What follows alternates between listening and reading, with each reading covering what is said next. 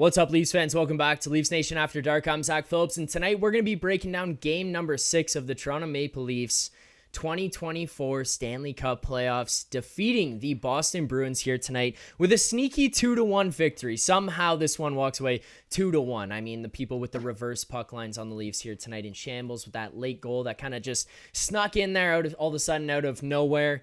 We'll be breaking this one down, how everything went here tonight. William Nylander making his presence felt in this series. Matthew Knies. I mean, come on. This guy is just a mutant. Second year in the league. I mean, I don't even know if you can call it a second year in the league. He's played a couple games last season. He goes into the playoffs. He's a playoff performer last year. Girls around Toronto love this guy. They see him out at the bars. Matthew Knies, the young kid, the young stud who Rosie's calling the next captain of the Toronto Maple Leafs. Whatever you want to say about him, it doesn't matter because he showed up here tonight in a big way and helps this team get that 2-1 victory. And we're going to be breaking this one down with the man who was scheduled, at least. You guys were all hoping he would be hopping on here. He's hopping on here as always. And you know what? He's going to be hopping on here Saturday as well, win or lose, because he's scheduled for then as well. Nick Alberga. Nick, welcome to Leafs Nation After Dark, Game 6 edition. How's it going, buddy? Bro, I feel like I just hacked a carton of darts. I haven't smoked in 5 years. That took at least 5 years off my life, but holy fuck. I have been looking for that type of effort from the Maple Leafs for literally 15 years. Like, they played Jason Strudwick hockey tonight. Like, puck off the glass, puck off the Simple glass, hockey. puck off the glass. Then they scored. They just put it on net. Like, it's pretty simple in the postseason, and just good vibes. Having said that, I did come on the show on Monday. Got one more, baby. I called it. We're going 7. It's time to exercise some demons. It was always 7, Nick. I mean, this is one of those series, like, the only time I ever got down, and I think Rosie, when he jumps in here very, very shortly, he'll attest to this as well. The only time we ever started to doubt that, you included, and Nick, and I think it's fair to say, was after Game 4. And it wasn't because of the series score. It wasn't because they lost the game. It was because of the way everything had kind of gone down there. At that point in time, you're looking at this Leafs team that was, it looked like just not caring. I mean, I know Rosie always gives us shit and says these guys care. They care. And it's unfair to say professional athletes or guys in the NHL don't care. But based on the performance that we saw out there on that Saturday night, it felt like one of those ones where you're like, these guys don't give a shit. They've got private jets booked. They've got flights to Cancun. They're taking the wives to Bora Bora. Like, they're out of here. This is it for them. They're done. They don't care how this one ends. They didn't show up. And now you've played 2 games. No Austin Matthews. And this is not like fluky wins. This is not, oh, wow, we got lucky to get out of here and get away with these ones. These are solid playoff hockey wins. Look, there's a couple things we'd like to be better about these. You don't want your power play to be 1 for what? Now 20, I guess, at this point through 6 games of the playoffs. You don't want that to happen. You'd like to be able to score more than 2 goals in a game or 3 goals in a game if you get lucky to score 3.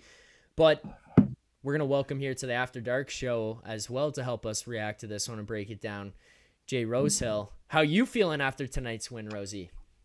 Yeah, my heart just kind of settled down here, boys. That was a game for a 1-0 game. That was something. It was 2-1. It was 2-1. No, it wasn't. It was a fucking 1-0 game. Dude, can you believe they scored with 0.1 left? Like, yeah. Oh. Who gives a fuck? That used to go in when it was a tie game at a 0.1 second left. You know what I mean? A win's a win, man. Yeah. But that was a front to back win, man.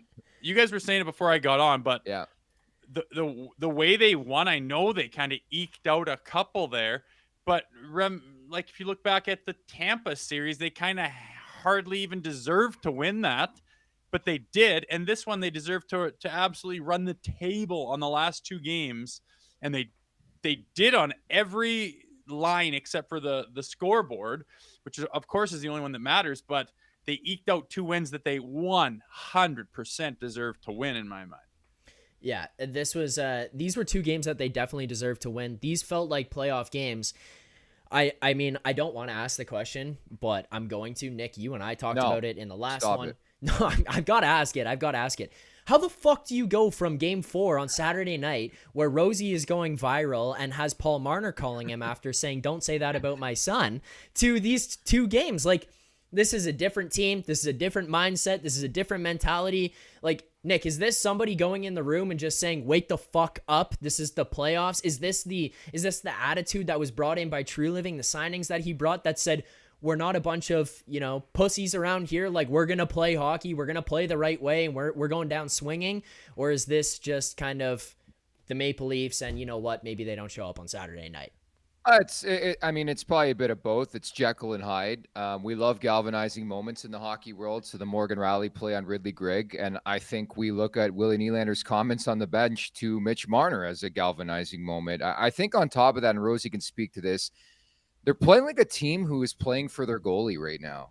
Yeah. Taking nothing away from Ilya Samsonov, but just the fucking buy-in, the urgency, the purpose. They're blocking shots. They're getting the puck out of the zone. Like, I thought that was a clinical effort. And I know people on TV and all over the place saying Boston was crap. I'm giving the Maple Leafs credit, man. Like, for the first time in a long time, Rosie, Boston was like the timid team. They were scared. Like, the Leafs started that game, built off the crowd, fed off the crowd. I was really, really impressed. Like, that's a pretty damn good effort against a really good team coming off a win in their building, Rosie.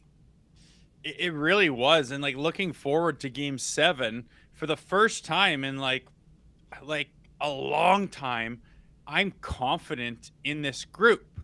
I'm not worried. I'm not nervous. And that reverberates through all of Leafs Nation. And to be honest with you, it was in the locker room. They were nervous all the time in the playoffs. They were scared to make a mistake. They were scared to move sometimes. And I do not know what switched, but the last 2 games, they have just been, you say playing for their goalie. I just think they're playing for each other, but 100% there's something tangible there.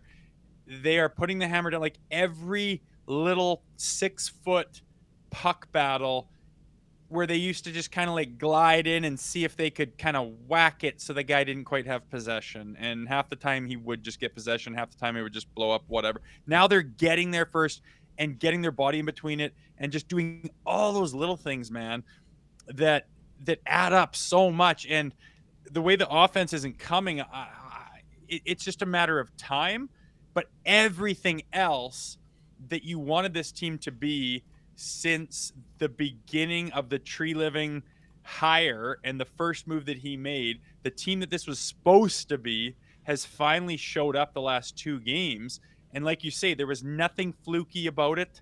There was nothing hopeful or, well, that doesn't normally work in the playoffs. Like, nothing you could carve about it, except for maybe one thing, but some guys aren't showing up, but we're going to need them. We're going to need like Willie, unfucking believable. What are you talking about? Yeah, what guy? That's what you have. What guys? Marner can't even catch a pass. Here we go. He can't even catch a pass. He's useless out there, man. I remember like with 4 or 5 minutes left and we're decide just to box out to the outside and flip it to the neutral zone for 8 straight minutes. I'm like, oh my God, like this probably is not going to work for that amount of time.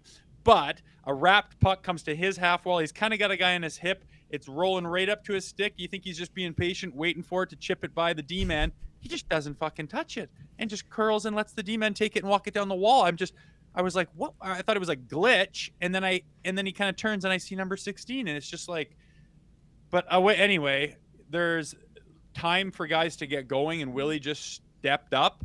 Yeah. Next is Marner and next is the power play. But all those intangibles that they have lacked in the past that Tree Living has addressed came to fruition the last 2 games. And it's that playoff fucking mentality. It's that work ethic, team first. I'll die for this team. Guys are blocking fucking multiple shots, some off their face. Does not matter. We got a goalie to stand on his head that we trust and don't feel unconfident in.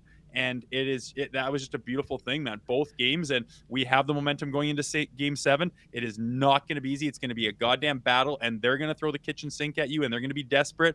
But I honestly think that little seed of doubt has completely switched for once. 1,000%. I think complete buy-in is my takeaway too. And I think conversely, Zach, you look at Boston, like the pressure's all on them. Okay. It was 3-1 in this series. The Maple Leafs were dead to rights. They really didn't do much at the trade deadline. The pressure is all on the Boston Bruins. Like we talked about this with Matt Larkin on Leafs Morning Take. Yeah. If Jim Montgomery loses another series, he's probably getting canned. Like that's just the way this league works. And you can sense, I mean, it's funny. Like he looked a lot like Sheldon Keefe has in series in the past where he looked nervous because I think he knows that Joseph Woll is locked in right now.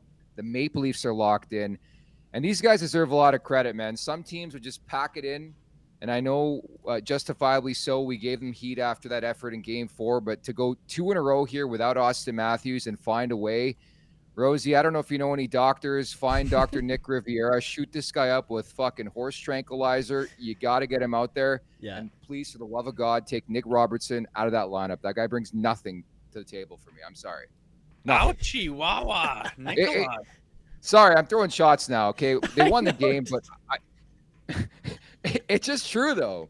I am so done with that. But I thought he had a few chances and a couple hard working shifts, and like that one, he just got kind of lost it and couldn't pull the trigger. But like you dislike him, eh?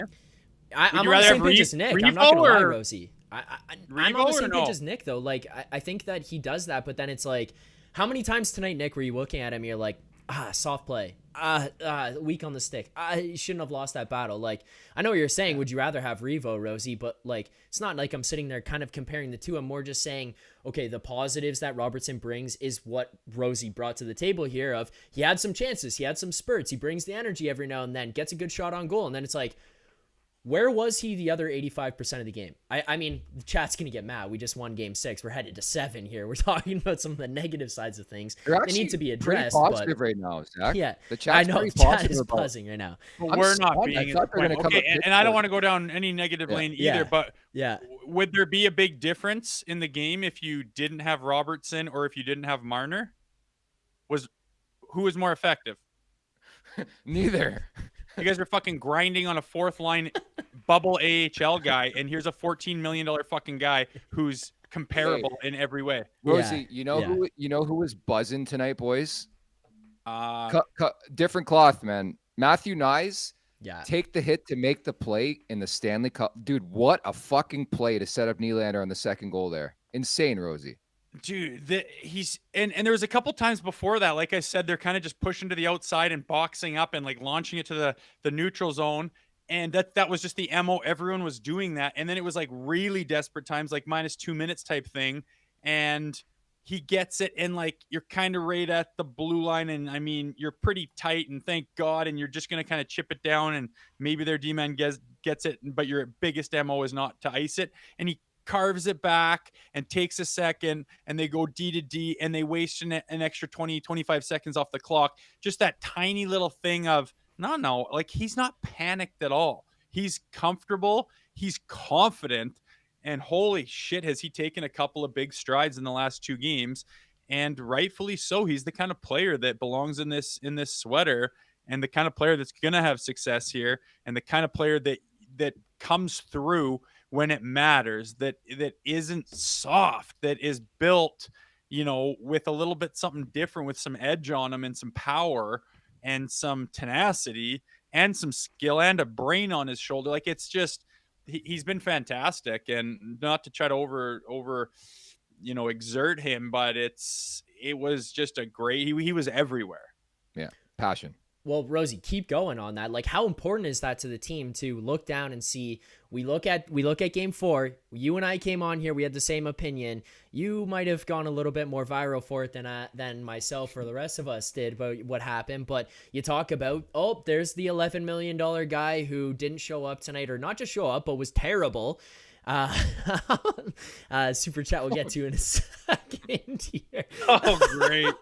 Tammy, we love you. Actually, I'm going to bring this in here now because I think it goes along with what I'm saying. So I'll bring this here. We got a super chat. Can't finish. Oh, dear. Rosie, you'll love this one. Tammy, our good friend in the chat there, Tammy. Although my basement basement? Although my basement stayed drier than the Sahara Desert most of the game, it's still a good win by the Leafs thanks to Nyes, Wall, and Willie. Also, rest in peace to our butt cheeks because here comes Game 7. That's a callback to last stream. Clenched butt cheeks for Game 7. But just kind of continuing on about Matthew Nyes. You look down the bench, you see this rookie, this kid who was playing college hockey last year. He's making hits. He's taking hits, which I think is even more important than making hits. Making plays like that at the end of the game. What does that do to the mental state of the team when you look down and see that kid doing that? It starts last game going at Pasta. It continues on here tonight taking hits. He's not afraid of fucking anything or anyone, and he's doing everything he can to push this team over the top right now. What's her name? Tammy? Yeah. Oh, what a beauty. I won't forget her name. Love her. All kinds of fun. But yeah, when you're on a bench and you're part of a team and it's like high stress situation and you can tell everyone's trying to keep it together, but it's like, and it's especially when you're holding on to a lead and you're kind of tight and like the ice is tilted and you know they're going to be peppering you for a while and you're just trying to get those little chips and those little plays out. When there's a guy that just continually gets the crowd on their feet for like small plays, like a fucking chip out of the zone. And he's like spinning off of guys and like moving his feet through hooks and little trips and then scrambling on his knees and back to his feet and just going and getting all that stuff done.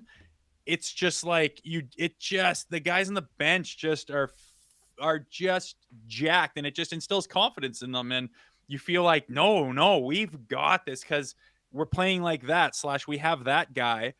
And it just gives everyone confidence where guys are batting at it and whacking and swiping and looking in their feet and shit. Everyone on the bench is just like, Jesus, like, like it's tight and tension and it's tense. And he just brings a sense of calm. And with his experience level to have that, like you said, playing college hockey last year, that's insane. And I don't want to build him up too high because I just hate that in Toronto when you build a guy up and then the expectations are for him to start winning freaking trophies and enter the Hall of Fame the next year. I can't stand it. But this guy is showing that he has got all the right stuff and he's showcasing it at the most important times, not just like of the year, but in like, this is like Leafs history stuff. Like they've never been able to do this. They've never had guys that can do it. And he has every reason in the world to shy away and say, I'm not quite ready and I'm going to bide my time and other people should be before me to do that. And he just says, screw all that. And he just runs to the front of the line just with his play. And he's the one we're talking about right now for good reason. And it's good for him. He deserves it. Nick, are you reading the chat right now and seeing all the tire pumping for Rosie?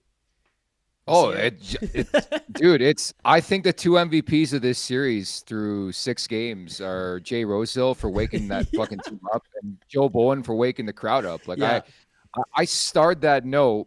That crowd was phenomenal tonight. Yeah. Okay. So for all the grief I took a couple games ago for really piling on the crowd, it was nowhere close. Like I could sense it on the TV. They were ready to go. Fantastic anthem. Great puck drop. They physical early. They fed off the crowd. Like that's what I want to see from a playoff crowd. And they didn't shut up the whole game. Like when's the last time you heard the Leafs crowd chanting the opposition netminder? Like that was beautiful stuff. And I really felt like it was a perfect example of like the Leafs feeding off their crowd. I thought it was so sick. And you know what I actually love too? People give other teams flack for it because you see them get on their feet at the end of a period. They stand up for the final 2-3 minutes. Did you guys notice at the end of the second period, the Leafs crowd on their feet for, I think it was like 2 minutes straight on their feet, waving towels. And it's like, you know what? This is fucking playoff hockey, man. We have an opportunity to send this thing to 7. This team, they were facing some pressure. They were weathering the storm at that point. They were finding ways to kind of fend it off. And you're looking out there at this crowd. They are battling right there with the team. And yeah, obviously it's on the guys on the ice. The crowd doesn't win you the game, but to have that kind of energy behind you, it just gives that little boost. Everybody feels way more into it. Nick, I saw you before the game. Like I'm going out for dinner and it's like, I'm sitting at the bar, we're going to eat and people in the place are all tense. As soon as the game starts, these people were fired up. Like this city is buzzing right now and galvanized behind this group. I'm coming to the 6. I really am. I got to call Amal. But People in the chat suggesting you Yeah. come down. Somebody mentioned some Blake place Grimm. called Parlor, which we have no clue what it's. We go to Greta Bar. That's it. There's only Yes. one place on King Street West. It's Greta Bar, YYZ. Check it out today. Yes. Can't wait to get to that Yes. place. I'm Greta sad I Bar. missed the opening. I'll make up for it here I'll soon. be there tomorrow. We got to get through game 7. But addressing the crowd, it was noticeably different. It was noticeably smart. They're not dumb fans. They're not a bunch of, Bay Street donkeys. I mean, they are, but they know their hockey, and they showed it tonight. It reminded me a little bit of Montreal. I hate to say it, but they're smart fans, and they cheer for the little things that they know make a difference. And Toronto sounded like that tonight. But you could see for some reason people in those platinum seats, like real fans, turn around going like some donkey with like an Argyle sweatered suit and a gold watch and this comb over, and the guy's like, stand the fuck up and cheer, you donkey, like you're here. Don't you want to get jacked up and get your juices going? Don't you want to feel young again for the last time in your life? Get the fuck on your feet and let's go. It was awesome. Everything about the game was awesome. And Joseph Woll, I again don't want to temper my expectations, but like, he's the goalie of the future. This guy's a stud, man. Nick, Yeah. I know you probably have some thoughts on him, especially where he was at last game. Comes in, blacks out in that game, blacks out again here tonight. In that third period, the amount of opportunities that the Bruins had just in terms of late game, they were going to bring pressure, and this guy's standing back there. He does not give a fuck. The chances, the amount of chances, he just stood tall and gave this team an opportunity to close it out. Yeah, again, you're always so careful to like compare anybody to a great, like an all-time great like Carey Price, but the more I watch, he's just so composed. Like nothing bothers the guy. I don't know if you guys caught this in the second period. I think it was the PK.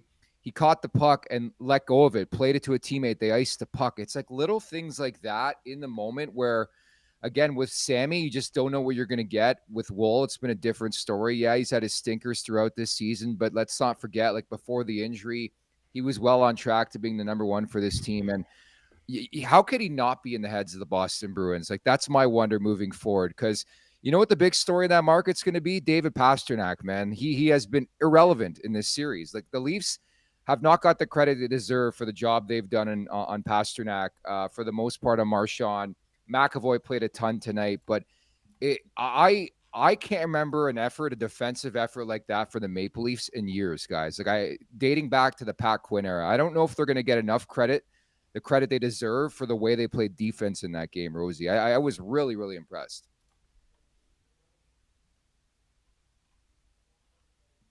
Is Rosie on mute here? Rosie, I think you're on mute, buddy. Yeah, you're on mute, Rosie. My thumb whacked it. No, they 100% deserve some major accolades for the last 2 games. Yep. I mean, for a group that's taken a lot of heat, and I know as well as you two that their struggles in the playoffs haven't really been, everyone says they got to get deeper on defense and they got to get a goalie, and it's like it's not untrue, but it hasn't been their problem in the playoffs. But still, you need that stud defense. And I didn't really notice one outside of the other. I had McCabe, and it's fine. But as a core, that defensive group was so rock solid. Do you remember in other games where you're kind of unsure what they're going to do? And they just make that bad pinch or just miss that assignment or just get caught flat-footed, and they're fucking chasing. And it's like wave after wave of them chasing and scrambling. Like they never did that at all tonight. And even when Boston was kind of like peppering or applying pressure, they were calm and poised and just got to their spot. Like there's no scrambling. And again, the Jekyll and Hyde stuff, but like, where did this come from this group, man? I know. Like just out of the blue, they just decide. I mean, everything was so solid, and they should be winning 4-1, 4-2, 5-2 with the way they're playing. And I think they probably will if they can get through game 7 and maybe get some luck in game 7. But there's no reason to play like that and be in these last second type games because it's so solid they're playing. And I can't give the back end enough credit for the last 2 games. Yeah. I want to say something quick here. We've got a lot of people watching, whether it's on YouTube, it's on Twitter right now, it's on Facebook. If you're watching and you're not subscribed to the channel, I'm going to ask you one thing here tonight. Hit the subscribe button. We are dangerously close to 10,000 subscribers. And guess what? This Maple Leafs team has gifted us not just one more game of hockey, but one more stream of us three meets at least coming on here to break it down. At least one more stream of us three coming on to talk about it, win or lose. So for that reason, hit the subscribe button, whether it's for the After Dark show and it's me yelling and screaming alongside these two guys, or it's them Monday through Friday for Leafs Morning Take, joined by incredible guests to help break down games from the night before or tee up games that are coming up. You're going to want to be here on this channel. So make sure to be subscribed to Leafs Nation, the Leafs Nation YouTube channel right here on YouTube. We appreciate everyone no matter where you're watching. But Nick and Rosie as well, there's a couple things I got to do here. We have a lot of likes already, and I'm behind, so this is going to be kind of dark. We've got 200 likes, which means that I've got to do the smelling salts 4 times. We also have some super chats, so I'm going to throw this to you guys, and I'll try my best to catch up on the super chats as we go. But first one here, Nick, I'm curious your thoughts, because he wasn't that great in the first, but let's get to this first super chat. What are you doing when you wait there, like clicking it or something? We got an animation that plays Rosie. I'm learning. I'm new to the business, Yeah, you guys. Jesus. Yeah, I mean, I guess you guys don't do that on the morning take. Yeah, I'm clicking the animation. That's what's going on. Maxentius Decimus with the super chat. He says, Simone Benoit fan club super chat. Nick, for the first couple of games, we said, you know what, this guy, he hasn't been that great. It's not like you're saying, take him out, take him out. But he wasn't what we had kind of seen down the stretch where you're like, wow, this guy's got to get re-signed. And then Tree Living signs him, and you're like, thank God he got signed. Watching him at the beginning of the playoffs going, oof, that's not the best. Tonight, my roommate says to me, he goes, you know, I haven't really noticed Benoit tonight. And he pauses and he goes, I think that's a good thing. And I'm like, yeah, you know what? That is a good thing. For who he is and what he brings, that's a good thing on a night like this. What'd you make of his game here tonight? And are you a part of the Simone Benoit fan club? While I start to smell salts as well. Yeah, firstly, I want you to go Tony Montana on that thing. Like, this is Tony Montana time. Yeah. I did notice him for the right reasons, though, tonight. Right. Like, I just thought he played with spirit. In general, I thought they played with big boy hockey. That blue line, like, they just played with purpose. Like, it's really what Rosie and I have been preaching since we started doing this podcast like a year and a half ago, how we want this team to play in the playoffs. Like, none of this like rinky dinky in between the leg type shit. And yeah, they're still victim of that. And I think they overpass sometimes, but I think for the most part, they played that rugged style, that urgent style that you need to win in the playoffs. And I think those buy-in, I mean, even the way they scored the goal, but on Benoit, like Rosie, it just shows again, like you need a physical blue line in the playoffs. I thought he was so physical. I thought McCabe was. I thought Labushkin was. Like, you need to play that brand, that style. And we talked about it early on in the series. Some of the licks Boston took, I think it's catching up to them now later on in the series. Yeah, it felt like they were out hitting them 15 to 2 there in the first bit of the first period. And it's contagious, man. Like, when you get a thicker blue line that bangs and crashes a little bit, then when they get the puck out for you because they just turned it over and some guy's dealing with getting ran through the wall and you just can't keep possession, the D-men get it, move it up to you, you chip it deep. Guess what you're doing? You're running their guys through the wall, and it's just contagious. Everyone was banging. I was just like, this is the Maple Leafs team, and it's not even like that different of a team than the one that everyone just makes fun of and says you're so soft and they're pathetic and I can't wait to watch them lose and they're down 3-1 and just all the bullshit you got to hear from people to watch that, especially the start, the first period, just out muscling, out energizing, out intensifying every Boston Bruin on the ice. And this is supposed to be the big bad Bruins, and we've ran them out of the building twice. And the job is not done, but that is the stuff we've been talking about. And it starts with the back end, I think, for sure. Those guys, and I think Edmondson's got more to give, to be honest. Yeah. And Labushkin has, done what he's supposed to do. Even Liljegren has just been like solid, and everyone's just been solid, man. It's so nice to see them come together and be what they were supposed to be when Tree Living made those tweaks. And I don't think they were ever close in the era previous, but a couple of the tweaks, and we were excited on July 1 when he was making some moves and all right. But Reeves has been a huge factor in the playoffs as well. I cannot say enough about Domi and that guy's effort level and passion. And then Bertuzzi, like he for how much havoc he causes in front of the net and loose pucks and scrambles and like he's not even getting the job done, and that's what's left to do. Like that's just the next thing. I'm not criticizing at all. He's doing everything you could ask and going to those dirty areas, but like just falling down sometimes or can't quite get a good hold on it. And I mean, there's only so many times you can go to those areas and have mad scrambles, and a guy like that doesn't get, a hold of one or two, or, let the floodgates open and away you go. But those additions, and then on the back end as well, have just been they're kind of the heart and soul. I know Willie stole the show tonight, but they're kind of the heart and soul of keeping this team in this series when they're down 3-1. Like it's almost like they're like, enough is enough with this chicken shit you guys are doing, this lazy fucking bullshit.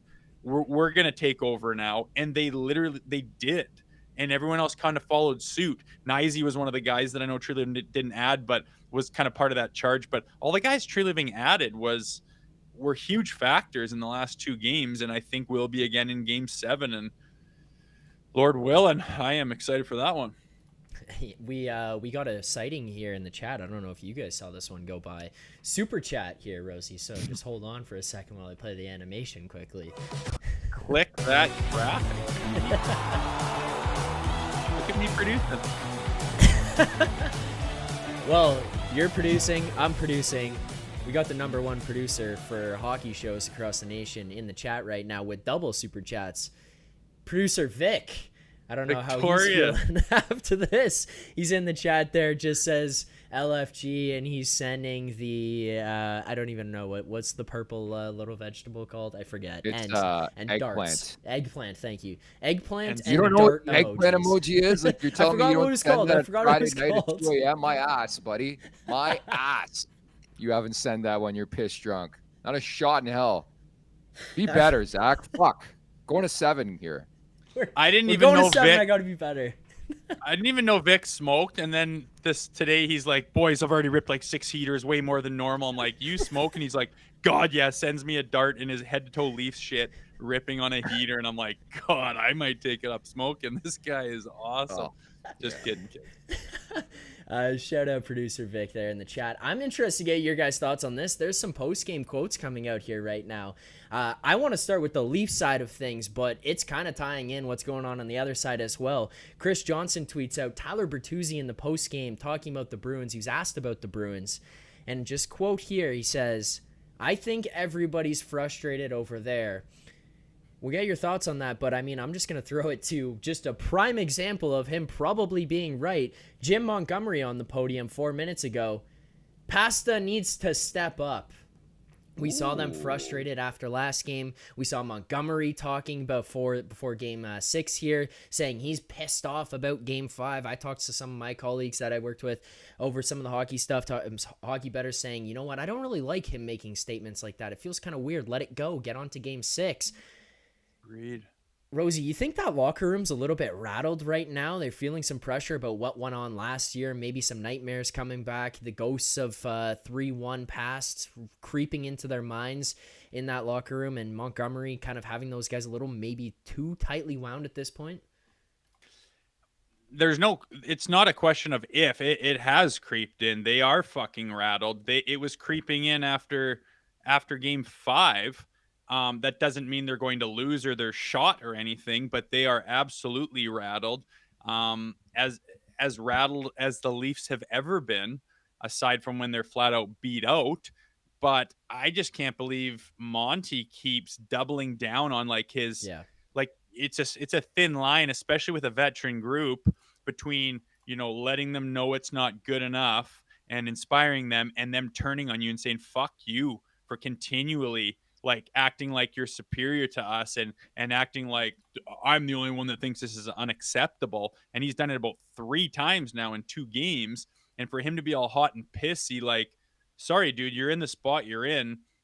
You just got to get that group to go and win Game 7. But he's he's spending a lot of time bitching and moaning and letting everyone know that I am super unimpressed with this. Like, Jesus, are you trying to unify the guys and get some chemistry going? Or are you trying to create division?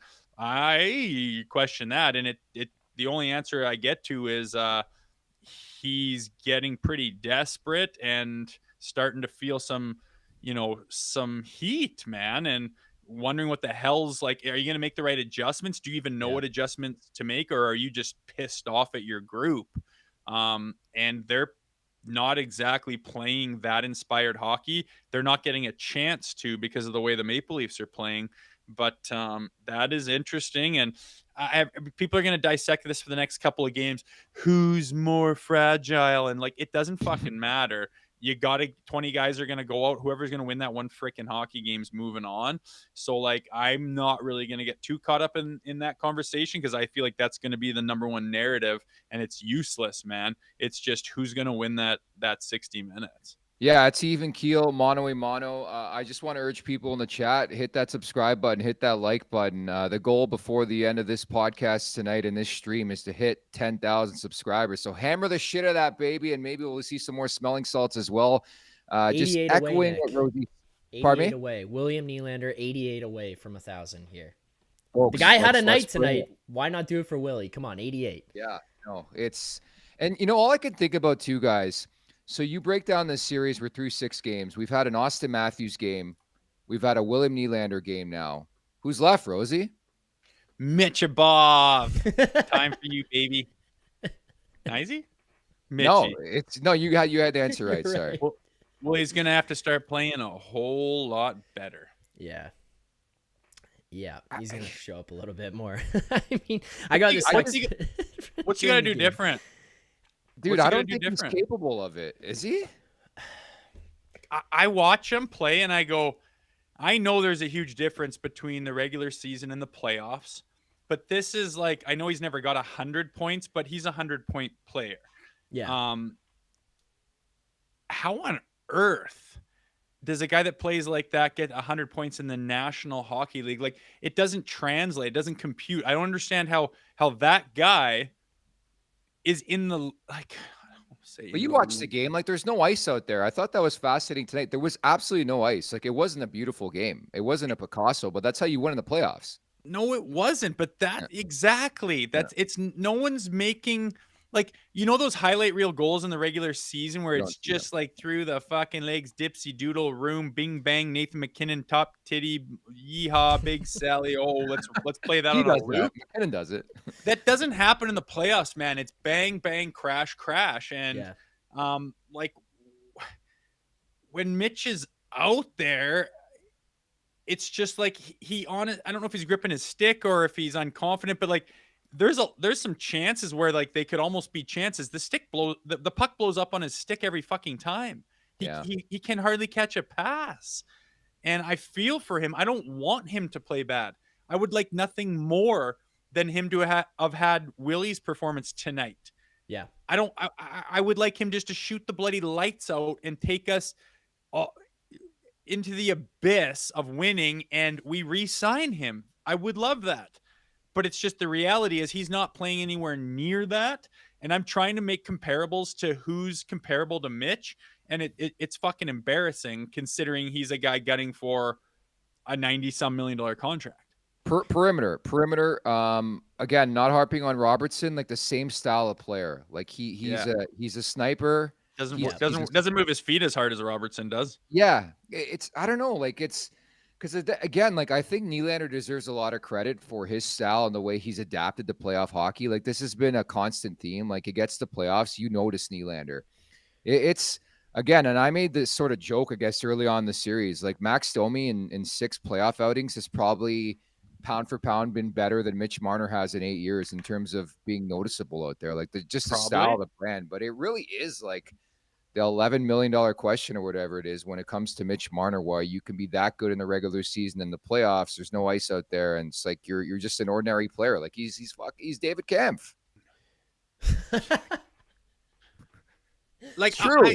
I'm not trying to make a bunch of noise by ripping on Marner again, and I don't want to be negative or whatever, but if he's supposed to be capable of playing a lot better. It's not necessarily a contract year, but it kind of is for a guy like him. Yeah. Like prove something, man.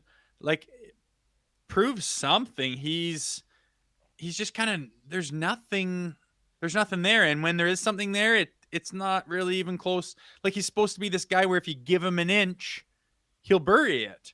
Yeah. And he's getting, the puck come through and land on his stick where he could quickly load it up and bury it, and it's just exploding on his stick like the last 2 games. And it's not like he's out working or anything. It is what it is. I think he's got more. I hope he gets a break. Is what it is. But I mean, hell, Game 7, what a prime time for Mitch Marner to say, maybe I got to do something different and drive it to the paint and get a huge one and have a massive celly that ignites the whole fucking team and gets us Game 7. Like, sign me up. Well, to that point, like, we're sitting here, we're about to go to 7. We had the Matthews game in Game 2, as Nick said. We have the Willie game here tonight.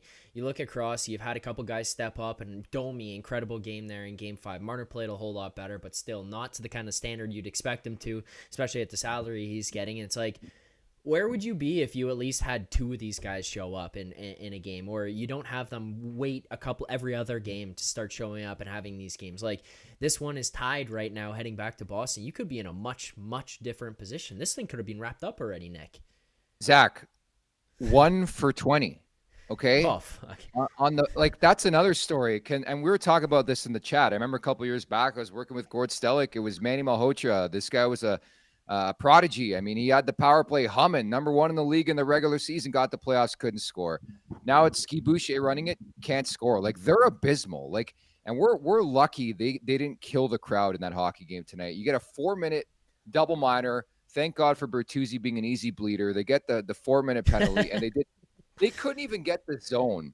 And to me, it's not more a story about Boston's PK, because this happens every springtime for the Maple Leafs. And the margin for error, Rosie, is so thin where even if Toronto scores 1 more power play goal, this series could be over tonight, and the Leafs would be moving on to take on Florida. Like, it's baffling to me. It is like it's like the last kind of Leafy thing that's going on in this series is how could you play that well? How could you control the game from the start? How could you have such a good start and then such a 60-minute effort and then such a disciplined game and then work your way to forcing them to take penalties? And how could you be $90 million cap hit on offensively talented players and be 1 for 20? Like, it makes no sense. It goes against everything that is hockey and history and everything. It doesn't make sense. And, I like it when people talk about, like, this isn't sustainable. Like, call it a cursed or some bullshit, whatever, but there's no explanation for it. And like you said, it's not, fire Guy Boucher. Oh yeah, because he just, you know what I mean? Like, it was like this with the last guy. There's something fucking going on. And I don't know what it is, but they don't seem to be gripping their sticks anymore. They don't seem to be doing their bullshit circus stuff that they did in the years past. There's no real explanation for it. I hate their entry. It is scattered as hell. They come up different sides every time.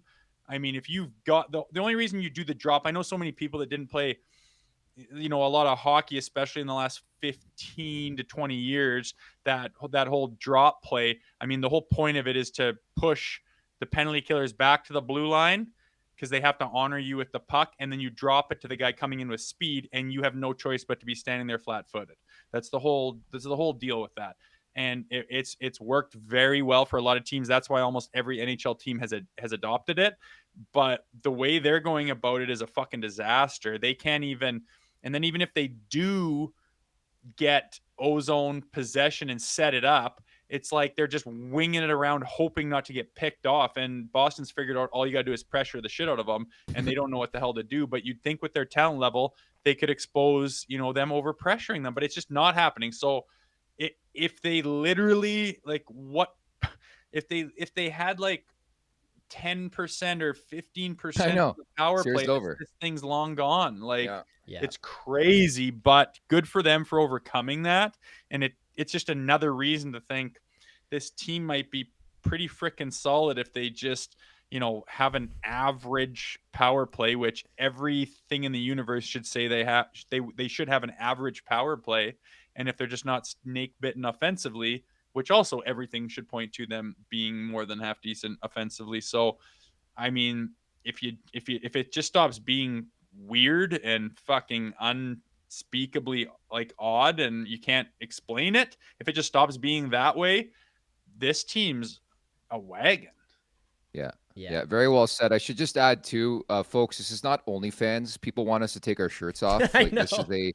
a Maple Leaf stream. It's getting really, really weird. Maybe there's a couple people had a couple glasses of rouge Those guys tonight, are out but this on is not King an West right OnlyFans. now. Yeah, it's not an OnlyFans account, okay? We got some super chats. I hate to have to go back to here, but there's a bunch that have piled up about one specific thing, boys. So Play the graphics, Zach. let's Play play the graphic, Rosie. Let's play the graphic. I like that part. There we go. Let's get to a couple here. I'm gonna read everyone's out because they're kind of all in the same nature, so I don't want to like let anybody's go, and especially because they're kind of gonna tuck into all the same thing.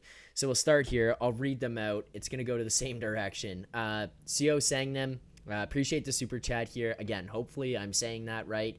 Hot take: if Marner tucks his if hopefully Rosie Googled after the last one what this was. If Marner tucks his vulva flaps in, I expect him to be flying in Game 7. Bring on Florida. Next one. Let's go in a similar direction here. Rosie, I need some more love for Nizey. We can get to that. But that guy is what Marner should strive to be. Forecheck, back check, paycheck. Michael, I'm sure if Mitch had put his 100% effort, this would be over. But after 8 years watching him, his size and style don't fit into the playoffs, even if he tries his best. And another one, similar direction here, boys. Shocking. Vicus Patronus. Is this producer Vic's burner in this It might be. here? It's Kevin Durant's burner account. Makes sense. Disney on Ice has apparently offered Mitch a deal. Oh, come on, man. Man, we're going to 7 here. We're fired up about the win. We're fired up about the game. We're just still daggers at Mitch Marner. So somebody in the chat wrote Marner needs to add more size. I think that's an incorrect take. I don't know the direct measurements on Braden Point, but you want to talk about, like, I'm trying to think in my head of like smaller players that are effective in playoff hockey. Braden Point's the perfect example. It's doable. Yeah. He just kind of seems like a boy though. Like he's got smooth, soft skin and rosy cheeks, and his facial expression is always like someone you'd want to say, "Are you lost? Like, you want me to help you find your parents?" And it's just like, I need a fucking man like a Doug Gilmour, a guy with the nickname Killer, to take this fucking team to the promised land. And I didn't want that to be true, but it just kind of is. But again, Game 7, the table is set for Mitchie to do Mitchie things. Wait, I want with somebody with like a dirty porn stash, man. Just somebody with a dirty stash that looks like they're 28 and they're in high school. Give me one of those guys, man. What is it about Pappy? Like, sorry to say, but this has been ignited as soon as Pappy's not in the lineup. Yeah. And their record is kind of outstanding without him. And I've talked about it with some people, and the only thing that we can come to the conclusion of not having one of the best players in the world who's been absolutely on fire, who does play like solid hockey. He takes it to the net, and he takes shots and gets in there and battles in the corner and does this. Like, anyway, to play this good without him, the only thing I can think of that would explain the no-show efforts is, do they just rely on Pappy just to win the game? Do they just sit back and say, okay, like, no, it's okay, we've got Austin Matthews, we're just waiting for him to win the game, and he's sitting there going, I'm one freaking man in the playoffs here. And then when he's not there, everyone goes, oh my God, I have to go through a wall just to have a chance tonight. And everyone does that and they win. Does that make any sense to you guys? Or what the hell's with the no Pappy record? I don't know. It does feel like definitely everyone steps up in a different kind of way and says, all right, we got to fill this role. A guy who I feel like excels in it, and I don't think that it's the same way, though, Rosie, of like, oh, this guy's out, I have to do this. But I feel like he just gets more of an opportunity to shine. whether it's from his teammates now looking at him or if it's from Sheldon Keefe. And so he kind of gets elevated into the spotlight, but it's William Nylander. Like, the guy's able to take over games on his own. We saw him be an incredible playoff player in years past. Like, this guy very quickly, in my mind, started to turn to a guy that I fell in love with. I think it was in the Montreal series where I watched him be like, you know what, this guy kind of just doesn't give a fuck. Like, he's just going to go out there and play his game, and he's just going to take over shifts. He's going to take over games. He's going to drive a line, but he gets an opportunity to excel. It happens here again tonight.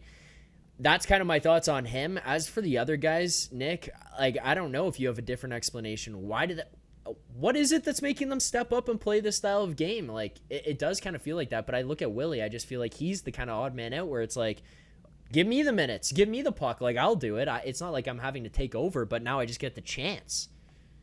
Yeah, I think, I mean, if we had an answer, we'd be really, really rich dudes. I think, you know, Vancouver's another prime example with Thatcher Demko. For some reason, it happens a lot in pro sports where, like, yeah, I always remember that game, Rosie, guys, you remember that game like a couple months back where it was like, I think Marner was out and then like somebody else went out and then Bob McMahon got that hat trick and it ignited everything. Yeah. Like, I just think it adds that level of desperation and our backs are against the wall sort of mentality. But yeah, like I just love the fact that a Nylander can step up and say, you know what, I'm grabbing this game. You guys saw my article on the LeafsNation.com earlier today.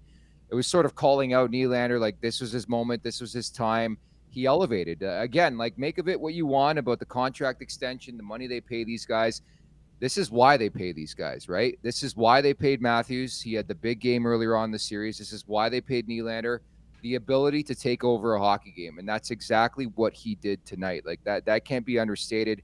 And I just thought they played like a cohesive unit. Like, they played within themselves. I think it was more simplifying the game, and I want to see more of that, Rosie, in Game 7. I hope they realize you don't have to be pretty, especially with the confidence the guy behind you and Joseph Wall is playing with. You don't have to be pretty. Just put the puck on net. You never know. Yeah, it's kind of all coming together in a quick and hurried way, but it's not like a fluke because it's been a long time coming. And yeah, I agree with everything you say. It's like, it's not even like it's opportunity. You know, like you talk about McMahon and when some guys are out and you talk about Nylander now that Matthews is out, it's not even like, oh, here's my opportunity. I feel like it's more like just hyper awareness of we're forced into a position to play the right way now. And they all just kind of realized it at the same time. And yeah, I love Willie because, and people like Willie, and he doesn't take as much heat as other guys on the team because, like, his attitude, right? Instead of getting pissed off and like firing back at a whole nation and a whole media conglomeration and trying to win that battle, he'd be like, no, I don't even know what's really going on. I just played Frisbee last night and then went for $150 steak. Like, I'm not sure. Well, like, is my new stick fucking pattern in? And he just goes out and just rips it. And like, and then he's capable. And just that confidence makes you feel like, I don't know. It's harder to question him, you know, and yeah, he's had his blunders and he's had his clips where it's like, what the hell was this? He looks like he's floating, or people have kind of ganged up on him and said this isn't indicative of a star player. And it's kind of like, yeah, I see it. And yeah, you shouldn't do that, but you're not like worried about him. Right. And yeah, once again tonight, like, what a monster, like what an absolute monster. I think he's just built, like, if you want to build like a model of a player who could succeed in Toronto, it's William Nylander. Yes. Like, and I think Joseph Wall is cut from the same cloth. Like, I know it's Nicey too. Like, it's young in their careers, but even Walsey's got that factor where it's like rocking chair. I'm just gonna play the piano, man. Like, it's you either have it or you don't. Like, it's hard to explain. And again, we were lucky enough to have Nyes on Leafs Morning Take a couple times, Joseph Wall. Like, these guys just are different. Like, I think Nylander is just a perfect example. Like, nothing gets to the guy. And then, like, there's some other guys who have been on this team and guys currently on the team where it's a lot of noise. It's a lot of pressure. It's not for everybody to play in this market, you know? And some guys try to deal with it by going and hiding and like putting the blanket over their head and the boogeyman's not there anymore. And other people deal with it by just kind of being like, yeah, fuck it. Like, I don't know. I know you're gonna, I don't know. It's just not really, it is what it is. And they just live in it. And they just live in it. And it's like, and then all of a sudden it goes away. You saw Nylander, I think it was pregame. He's on the bench, no tarp, hair's flowing. He's got the headset on. They're talking to him and they're asking him about the pressure he feels, and he's like, "Oh, we're just playing hockey." He's like, "Yeah, like He's we doing don't feel, I F-bomb don't too. feel, Love that. yeah." He's threw an F bomb. Yeah, we're fucking playing hockey. Like this He's guy like doesn't care. 1 second short of firing up a spliff on this guy. Like he doesn't give a fuck. He's got the cornrows going, firing joints on the bench. Yeah, we're fucking playing hockey, boys. Like he just doesn't care, man. He's just playing. That's all it is. He's just playing. He's just playing hockey. You know what? I just got a text, Nick, from the guy who sent the chat about taking the tarps off. Take your shirt off. That's all he said. Take your shirt off. It's an only Leafs account now. Only Leafs. Whoever said that in the chat, that was pretty funny. I laughed.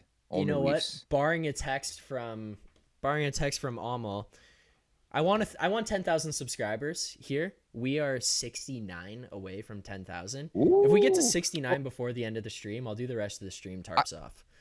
I got a topic though. So Rosie, I got to bring up my teammate. Love my teammates. Always will do anything for my teammates. Rosie, I will say, like the Leafs, the last couple of games, you really elevated your social media game.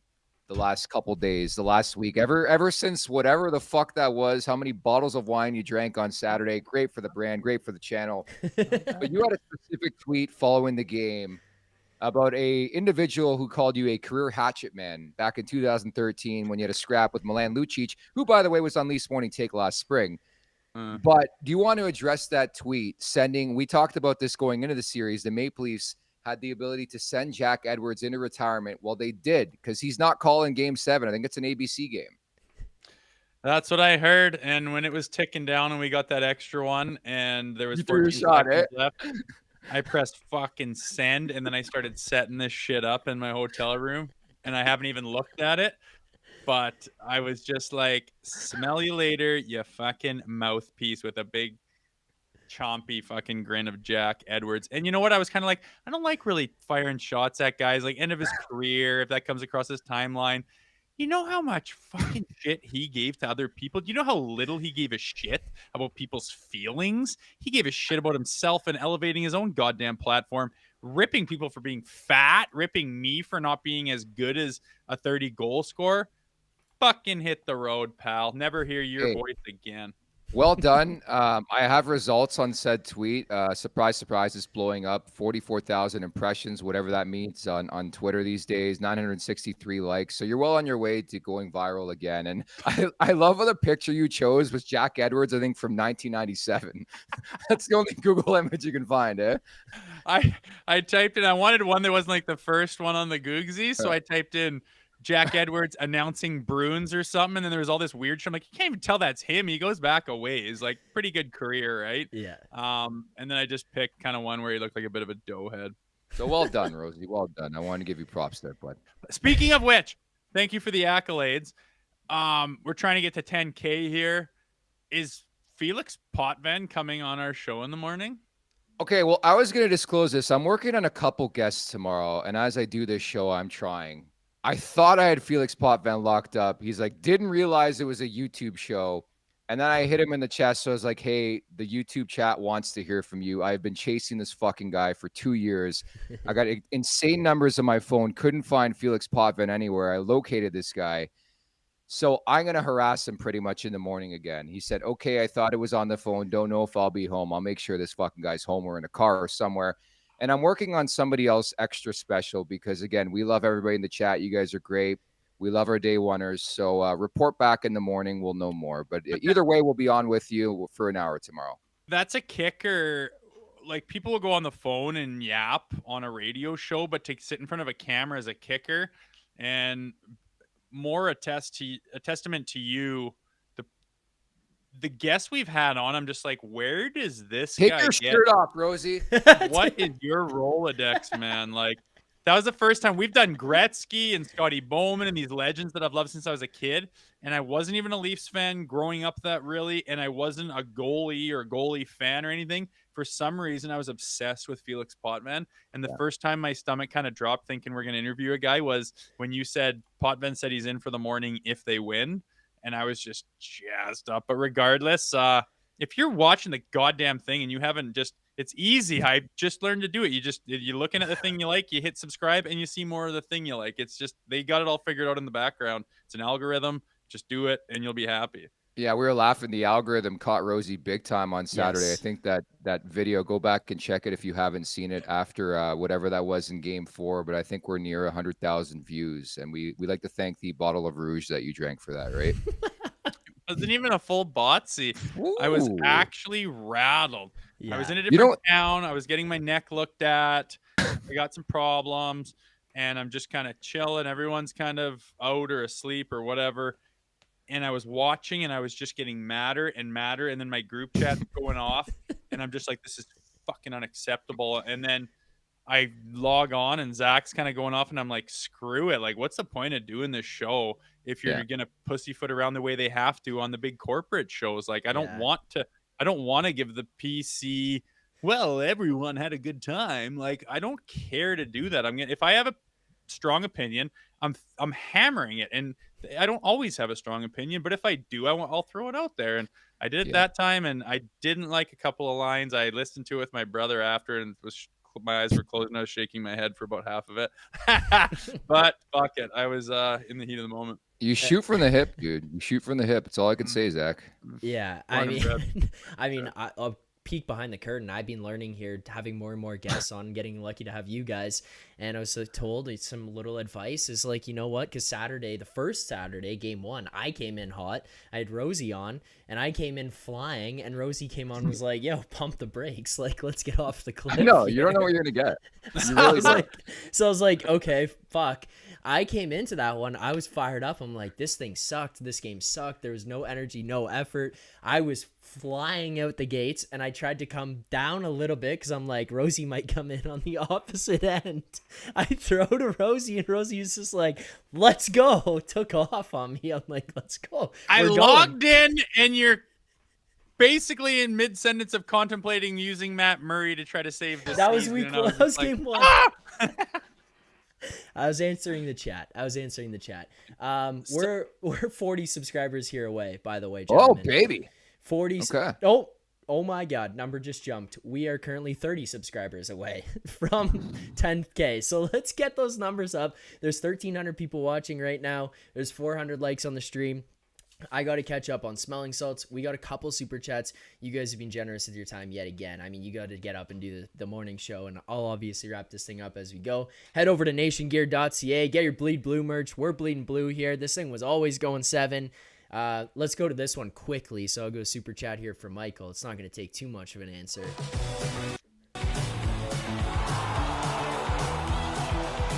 We've talked about Marner enough, I think, here tonight. It's more the end question here.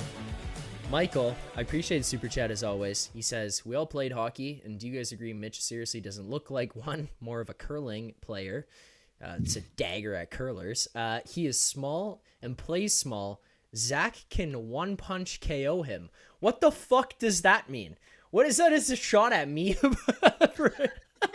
What is You can grow a beard. You got a half sleeve. You look 10 times tougher than Mitch. Like, Can you dance like that guy, though? Remember his wedding video? Pretty good stuff. Yeah. Down the Bruno aisle. Mars. Nick and I are going to be out Yeah. on King West tomorrow night doing that. Probably, yes. Yeah, Very likely at Greta Bar tomorrow. I'm getting Greta on Bar. a jet. I'm getting on a jet, and I'm coming. Get in, coming. Rosie. We've got to win Game 7 on Saturday, man. We should probably talk about that a little bit before we go. Game That's what I 7, was yeah. How going we to go feeling, to. Rosie? Yeah. Keep the lineup the same. What's Hey, Austin doing? What'd you think of that curveball, man? That was like an R.A. Dickey knuckleball, like Gregor out of nowhere, and took Revo out, who's been like the talk of the town the last couple of days. Yeah. Kind of a gut feeling thing. He's such a gut feeling guy, it seems like. He was good. I didn't like hate it. I could see Revo. I could see the game getting to a place where it's like you want to give your top players a blow and put the fourth out, but like, is Revo going to try to like forecheck a guy through the fucking wall and take a penalty with 8 minutes left in the third when it's 1-0? You know what I mean? Like, I think he's thinking that way.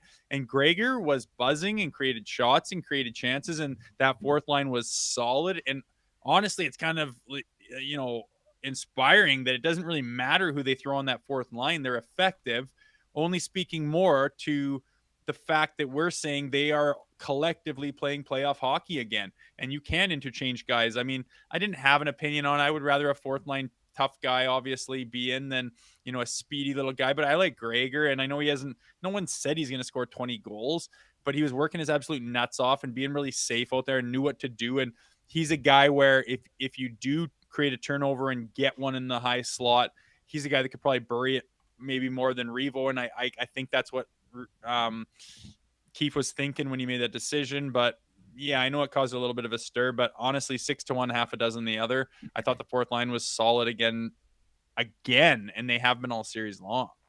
Well, Nick, I have a question for you. Rosie's looking at this from a little bit more of like a play perspective. I think you and I have experienced this fan base wise, maybe a little bit more intensely, especially dealing with things media wise, the channels, the chats, whatever it is, live shows. You kind of experience the nervous energy of the fan base. Yeah, we're going to be sitting here pumped up. We just won game 6. You force a game 7. You came back from down 3-1. All of that is amazing. We're not going to take away from any of that at all.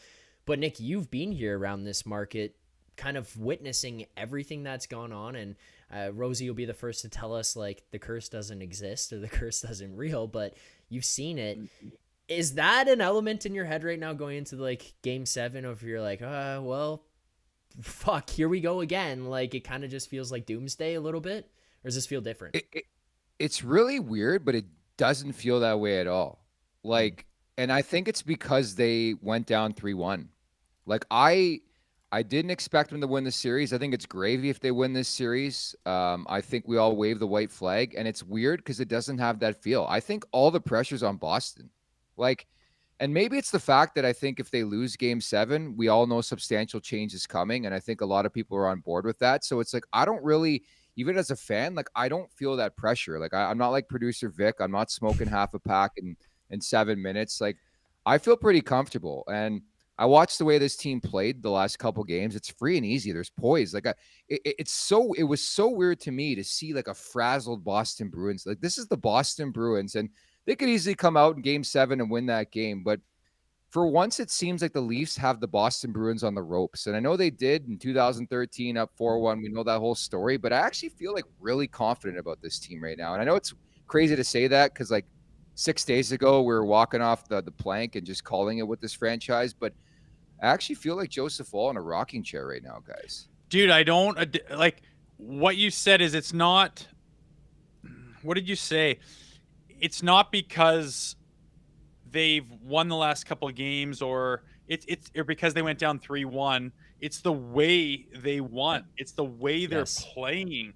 It's not like they got 4 power play goals tonight and all the naysayers are saying, well, you're not going to expect to get that every night, so that's not going to happen. It's not at all that. They won 100% on their own merit, and they had to fucking claw tooth and nail for it, getting out of their comfort zone and laying it all on the line together as a group of 20 guys, from the goaltender to the D-corps to the fourth line, third, second, and first. Man, it was 100% a team effort, and we've honestly never really seen that from this group in the playoffs. And no, they still can't score, and yes, their power play shit, and yes, they might lose to the Boston Bruins in game 7 again. That's 100% a very strong possibility. It's probably a coin toss, but I'm not as panicked as I have been in the past, because I just feel like they're playing the right way and they're going to give themselves a shot. And whether they do it or not, I'm kind of going to be proud. And even if they lose, I'll be, kind of crushed and smokes. And not just because there's changes going to be coming, but because, wow, that they actually laid it on the line, did what we asked. Like, finally, you can be proud of them. And I'm sorry, but as proud as you are to be a Leafs fan, you're not even proud. You're just passionate. But they have given you every reason not to be passionate anymore. People always will be, obviously, but they were never proud. And I think the way they've played the last 2 games, you're actually kind of proud of them and saying, hey, I'm not sure you're going to win, and it's still nerve-wracking, and nothing's guaranteed, but holy shit, I'm pretty sure I'm going to be proud of the group at the end of this game 7, which is nothing close to what you felt in the past. Like, do you realize Boston went 27 minutes without surrendering, or the Leafs went 27 minutes without surrendering an even strength shot on goal. Like, just Shot. yeah, like Shot. Fucking crazy. Yeah. it's like, again, that's I don't know if they're gonna get this credit, but like that was a clinic, a defensive clinic. And think about who's on that blue line. Think about who's on that team. Like, again, you got to look forward to Game 7. It feels good. Now it's even keel. It's all square. Everything's on the line. But I think, to your point, they've proven they can win without Matthews. That's massive. They're 3-0 this season all time. The numbers speak for themselves. If he can go, great. If not. And number 2, they've proven they can win in Boston, right? Like, you can't understate the significance of that. It's been a house of horrors. Rosie, I agree with you. The personnel change on a yearly basis, but they've proven multiple times they can go into that building and win a hockey game. And I think, again, they exercise a bit of demons here. They had lost 6 in a row at Scotiabank Arena. And I sometimes I'd rather be, in this series specifically, it's weird to say, I'd rather be the road team because the heat's coming for the Boston Bruins, man. Jim Montgomery, look at how he responded tonight. Pastrnak stymied. You got a hot goalie. You're thinking about last year with Bobrovsky. The same shit is happening with this team now with Joseph Wall, where they think like, damn, like this guy's dialed in. He's making ridiculous saves. And again, we talked about this today, Rosie, before the game. When's the last time the Leafs goalied a team? Like, it is happening. I just want to experience it. It's happening right now. They're getting ridiculous saves, and you need that in the playoffs. You need a goalie.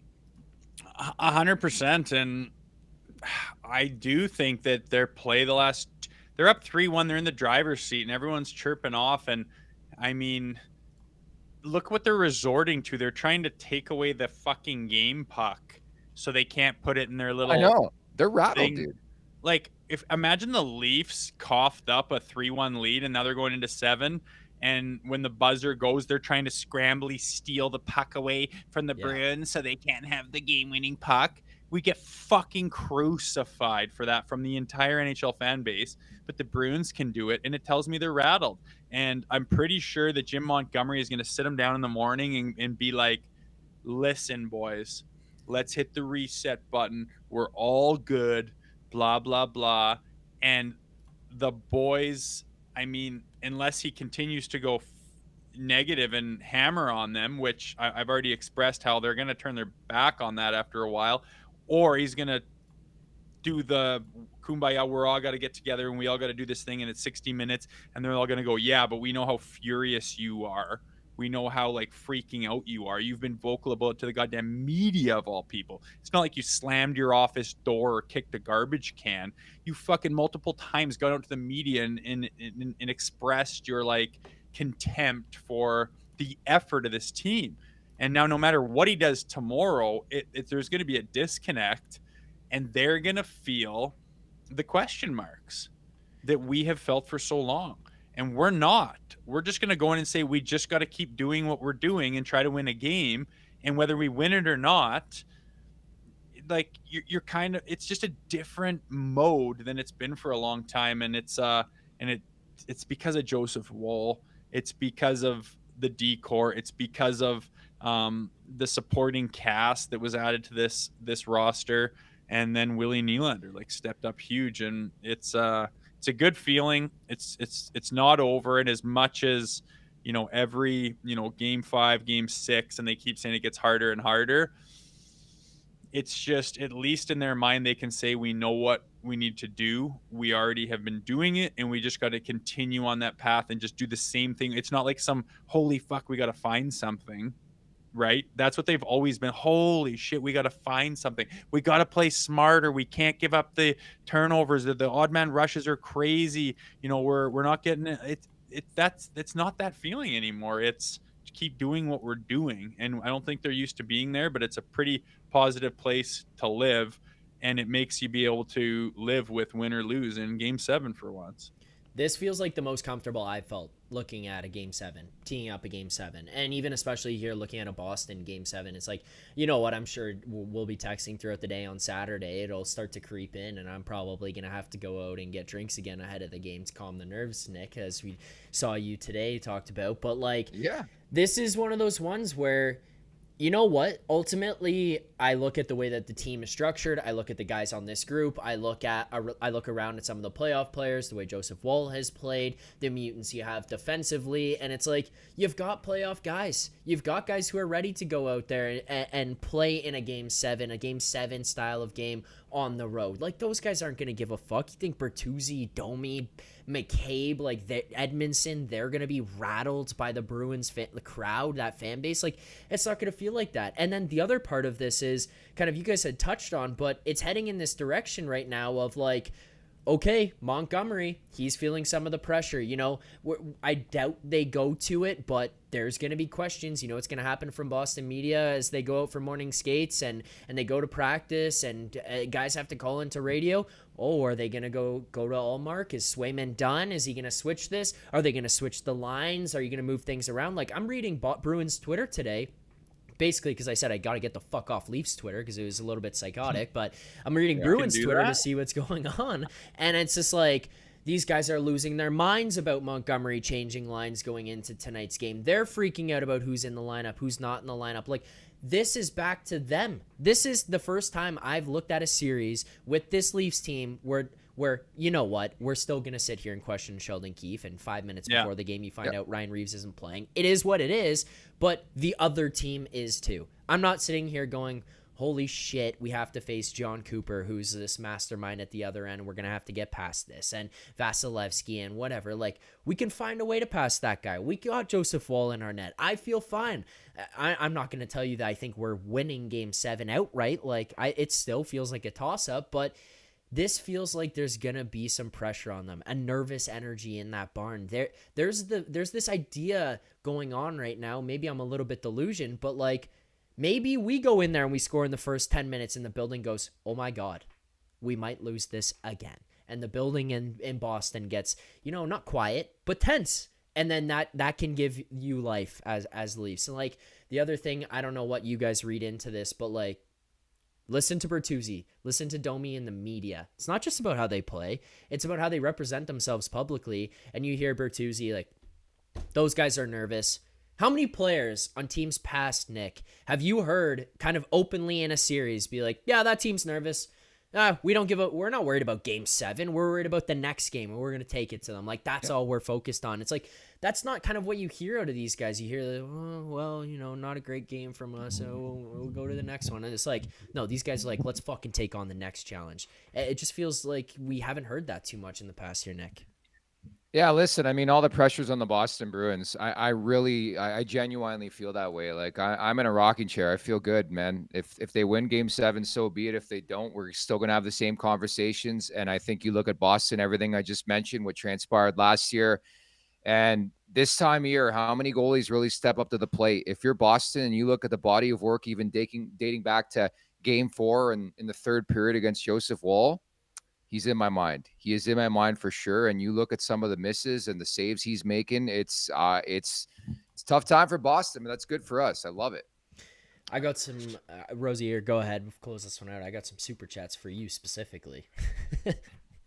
Well, hit him up. I was just going to kind of reverberate the same things. Yeah. I think, you know, for once the ball's in our court and it's not a false sense of confidence, not even predicting anything. It's not like we're riding this wave that's going to come crashing. But I like what you said. When a team goes on a run, it's not like we have to win Game 7 and then the whole thing resets and they just shit their pants in Game 1 the next series. It's just like we just got to win the next game and we just got to keep doing what we're doing. And you see really good teams in the recent past plot their way through the playoffs, and whether it's a Game 6 or 7 or 1 or 2, they're just plotting their way through it, doing the same things and just knowing that that's what it takes to win games. And if it happens, yeah, great. And what the next one? And if it doesn't, yeah, too bad. The next one. And it's kind of the more mentality that they're presenting right now, which we have not seen from them in the past. Yeah. All right. We did also hit 10,000 subscribers here on the channel, by the way, gentlemen. So Well done, congratulations to you guys. I'm just happy to be a part of this. I joined in very late here, so you guys did all the legwork. Shout out to Almo, producer Vic there, and you two gentlemen who carry the load Monday through Friday, 11 a.m. Eastern time, right here on the channel for Leafs Morning Take. I'm very, very excited to be a part of this. Hopefully we can continue to do some big things going forward. But 10,000 That's just the beginning. That's just the first step. 10,000 subscribers. Thank you very much to everyone in the chat here right now. Nick, you and I can kind of just sit passenger for some of these because we got some super chats here specifically for Rosie. Let's start with them.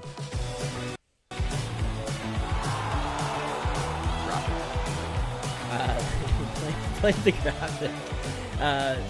All right, first one here. Lisa. P.S. Rosie. Thanks to your rant after Game 4, the energy shifted and you woke them up. Thank you, Lisa, for the super chat. Rosie, how much credit do you give yourself for the energy that's being given to this Leafs team here for the last couple of games? Literally 0%. I'm just glad I didn't crash down this whole podcast show we got going on right here. But I will say, I remember when me and Nick crossed 1,000 followers, and I said, "That's great, but 10,000. Let's go 10,000." And we just smacked it in the last 10 minutes. Pretty cool to hear. And thanks to you and your whole chat that you brought with you, buddy. Oh, well, thank you. Happy to be here, boys. We got another super chat, so I'll hit this one for you.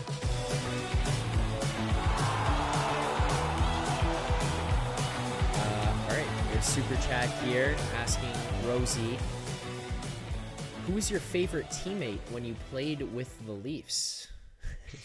Got a favorite coach? Or at least. Oh, there could be a few. Just a quick, easy one is Wayne Primo. I mean, he was on my line for a while. He was so chill, so funny, and so kind, and so down to earth. I was just like, I can't believe like this is one of the Primo brothers. It seemed like it was a flash in the pan. He was probably not very excited or thrilled to be playing on my line for the time that he did, but he was just a wicked guy. And I remember just being kind of not in awe, but just like, man, this is really cool. This guy is as cool and nice as I could have asked for. All right, and another one here for you, and then I'll let you gentlemen get out. Last super chat for you guys, and then I'll wrap up all the rest that are in here. Also, almost 500 likes on the stream here tonight, by the way. But another super chat.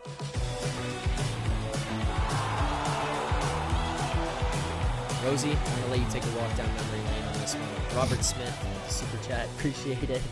The chat loves it when you're on here, Rosie. They're just getting a little bit of insight. Yeah, I don't know why these guys don't get it. Like, you watch Leafs Morning Take Monday through Friday, 11 a.m. Eastern time, and you get to hear basically all of this anyways. Like, Nick's asking Rosie about these things, so you can hop in there and hear it. But I appreciate you at least coming to the After Dark show to hear it as well. Robert Smith, at Rosehill, all he says, tip of the hat to your fight with Lucic in 2011. That's it. That's the super chat. You want to talk about that one a little bit? Much appreciate. I don't know what it was about that scrap, but it was. I think it might have been a hockey night, but I don't know if it was a nice night in the spring or what. But everyone was kind of out and about, and the amount of people that have come up to me and said, I was in a bar and we were watching Leafs Bruins, and I watched that and the whole place was going nuts. And so many people say that to this day. And I'm just like, I don't of all the scraps here and there, whatever, of anybody, like everyone kind of told me about that one. And I don't even know why, but it's just kind of cool. And Jack Edwards had the call saying, what on earth is a 30-goal scorer doing scrapping a career hatchet man? Jay Rosehill won't have 30 goals in his entire career, which he's right on all accounts, but you don't have to say 5.5. 5.5 Rosie scored. 5.5. One was disallowed. But no, much appreciated, man. It was all I could do for the Leaf sweater. All right, there you go. Boys, I appreciate you taking the time to do this here. Another hour and 20 minutes with you guys on the post game. So thank you very much, as always. Appreciate you taking the time. As for Saturday, tomorrow morning, 11 a.m. Eastern time, you can catch these guys on here. But Saturday, Nick, you're scheduled. Rosie, you are not. You are not scheduled. Yes, you are not scheduled. Nick, we got a pregame too. We got to mention that too. I guess we'll do a pregame 7:30 to 8. The game, I think it's 8 Eastern the start time. Hold on. I know that there's higher ups here who are a little bit more important than me on this. We're doing a pregame. We lost the ones where the other pregames happened. It's true. Something to think about. I'm just saying. That said, we did play the superstition how Rosie wasn't going to come on after, and he came on, right? Fair enough. Okay, fair enough. All right. I think we Yep. do it. Okay. All right. Well, Done so and there you go. done. Done. Cool. All right, boys. Thank you very much for doing this. I appreciate it. For everyone else in the chat, keep hitting the like button. We'll read the rest of the super chats. Catch these guys tomorrow morning, 11 a.m. Eastern time, right here on this same channel for Leafs Morning Take, breaking this one down and teeing up Game 7 Saturday nights. Thank you, gentlemen, for doing this, as always. Look forward to seeing you on Saturday. Enjoy the rest of your nights. Right on. Fun as always. Are you at a funeral home, Rosie? I'm getting something made up for my grandmother. Relax. It looks like it. Okay, guys. See you later. See you tomorrow. Go Leafs, go. See you guys. Leafs in There 7. you go. Appreciate the boys for hopping on here. Let's get to the rest of the super chats to wrap up the show here tonight. Thank you to everyone who's watching right now. We appreciate you joining us. We also got some smelling salts. What is this? 10 smelling salts. Is that what's going on here? I did 1, so I got 9 left. So we'll get to the last 9 as we go through the super chats. We'll swap smelling salts and super chats. Let's continue to go here, and then we'll obviously get to our play of the game. But thank you so much to everyone who is watching right now, who's hit the like button, who's subscribed here. Let's continue to wrap this one up. Positive vibes as we go. We got 10,000 subscribers here on the channel tonight. Thank you so much to everyone who has followed me over from my other channels. This doesn't happen without you guys, so thank you very much. Let's keep this thing going. Let's get to some super chats.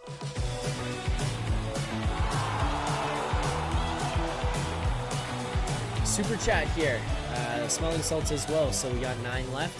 This is 9. Oh. All right, 8 left.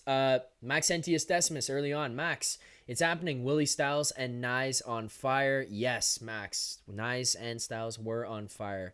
There is people all over the city of Toronto right now losing their minds over Matthew Nyes and the way he played and the way he showed up in this game and the kind of player he's been all season. It has been absolutely electric. So shout out to Matty Nyes.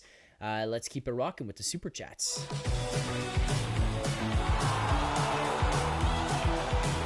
Jamie Finley. Oh, God. Finn, thank you for the super chat. We're going to go double whammy here, I guess. You know what? For the sake of this one, he says, Zach, let's get some salts. Well, we got to catch up. So we got 8 left. Double fist them.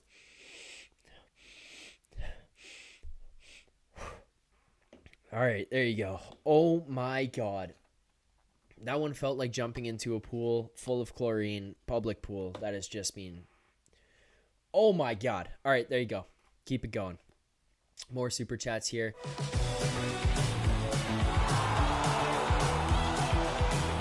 CD Corn. CD Corn says, broth is Willie Nyes hot tonight. Yes, CD Corn gives us a temperature check on the soup all season long, comes to the game, comes to the post game and says what the temperature of the soup was, and you know what? I think he's bang on here. This one, Willie and Nyes, it was heater kind of soup here tonight. This is the soup that you get and your mom says, be careful, Zach, don't touch the soup yet, it's hot. Be careful, Zach, you might want to throw an ice cube in there before you start digging into that one. And I said, Mom, I've been waiting all day for this chicken noodle soup. I'm digging in. Next thing you know, the skin off the roof of my mouth is gone. The skin off my tongue is gone. I can't feel or taste or eat food for the next 5 days. That's the temperature of the soup here tonight, and that's because of William Nylander and Matthew Nyes. So shout out to them and shout out to CD Corn for the super chat. We got another one.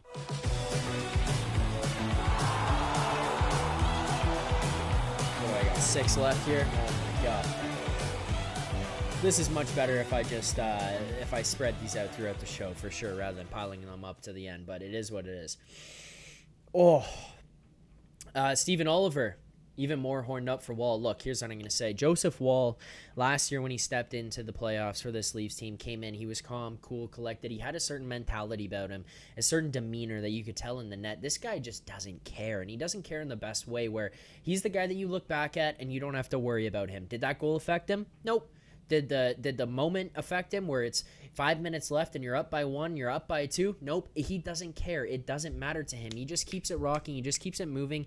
There's no concern on that guy's face. There's no concern in his body language, nothing. And you could tell that the team feeds off that because they just continue to play the exact same way. I think that that's something to pay attention to when you watch them every single time they go out on the ice with Joseph Woll in net. Is it's not like they're tensing up. There's not a change in style, a change of pace or play. Like there's not a tenseness about the group. They just keep it rocking throughout the entire time. They are absolutely buzzing. And it's because Joseph Woll brings this to them where they can just feel comfortable. Shout out to him. Got through some of these super chats here. Let's get to the next one. Michael.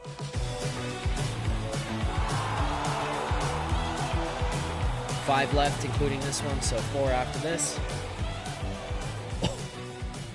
Oh my God. I'm going to be up till 4 a.m. Michael, guys, being a Leafs fan is not easy. Game 7 again.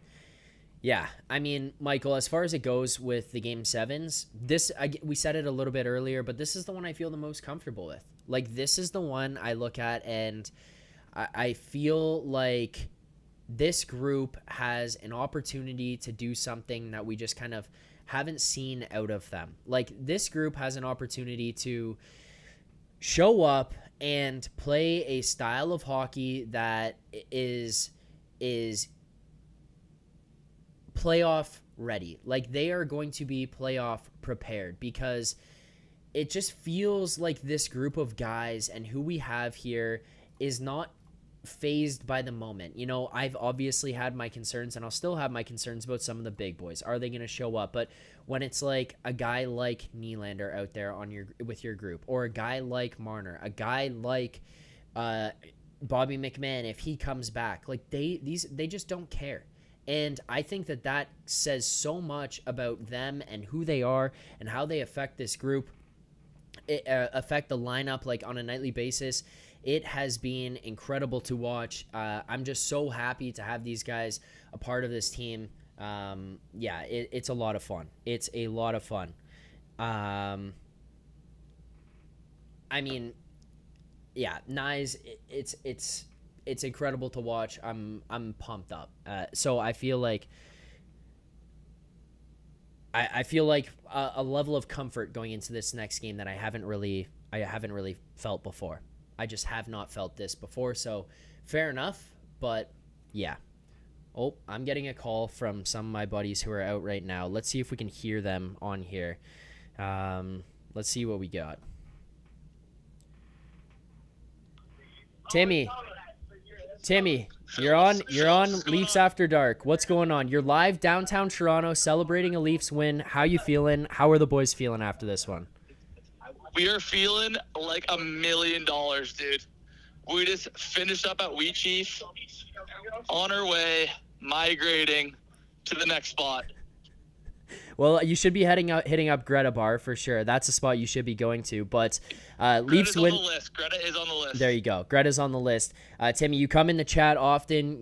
We see you, the boys in there buzzing around. You're out with them right now. You give me a call to let me know how Leafs fans are feeling. You know, we had Rosie on. We had Nick on. Those guys are Leafs fans as well. This is the After Dark show. You guys had a couple pops in you. What's the vibe like right now amongst yourselves and those that are downtown Toronto? Is the city buzzing right now?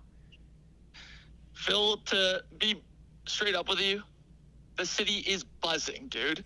To be honest, William Nylander is our king right now. Yep. And we are going to ride off that till we die. It is a Thursday night. We understand we have work tomorrow. Yeah.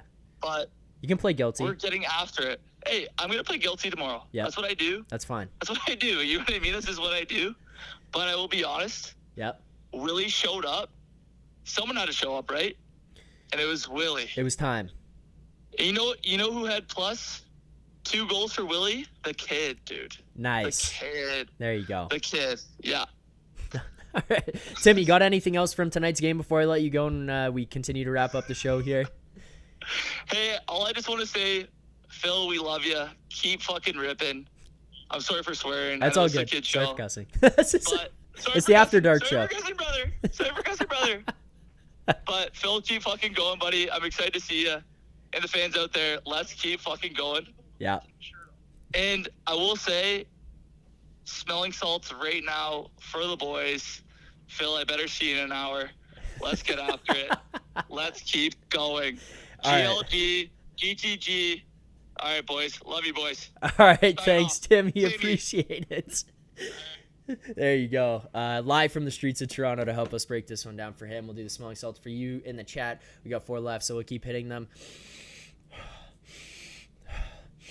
There you go. A couple extra whiffs for the boys. So shout out. There you go. Right in from downtown Toronto, letting us know what the vibe is like on the streets of King West right now. Nick should probably be heading out there at some point over the next couple of days. But yes, chat says, we love you, Tim.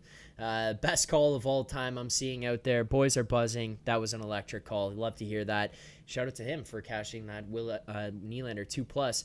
Let's keep rocking on the chats here. We're almost through these, and then we'll get to our play of the game and our grade of the game as well.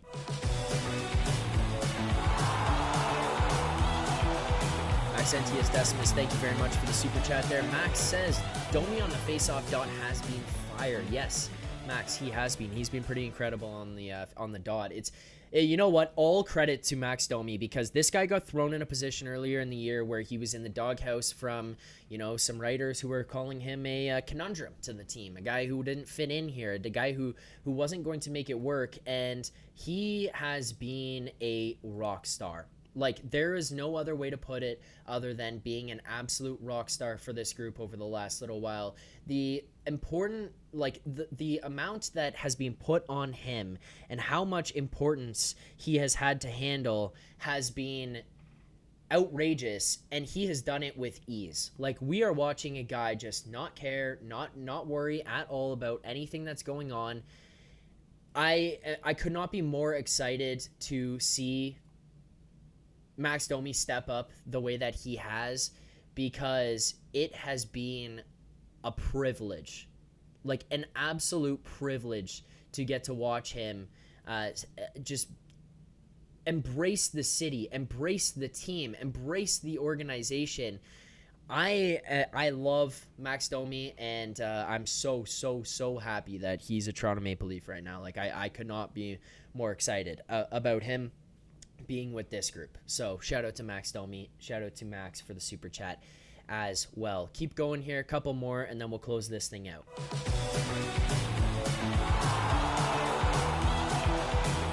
Sean Chapman just sent the super chat. I appreciate that. He also says, there's also another one here from Patrick G. Mafia. I smell fear. The Mentalist said Leafs in 7.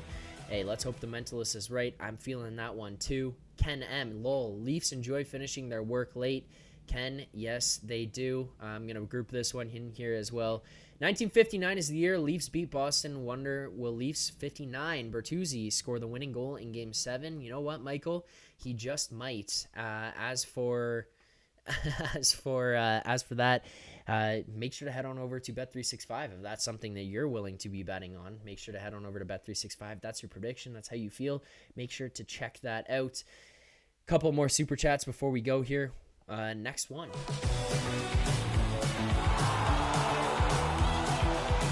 Wesley Smythe. Wes, thank you for the super chat. Thank you, brother. Wes says, shades of Tristan Simeone on Willie's number 2. Thoughts? That's Tristan Simeone has maybe some of the silkiest hands I've ever seen in person in my life, and that is exactly what William Nylander displayed on that goal. It wasn't just William Nylander, it was the sick play by Matthew Nyes off the wall to get it to him, and then Willie Styles right down Broadway gets that thing done, slips it 5-hole on Jeremy Swayman, says, see you later, thanks for coming, let's head back to Boston. Just puts the dagger in the Bruins, puts the dagger in Jack Edwards, and ends his career with a loss to the Maple Leafs nonetheless. A couple more super chats here before we get out.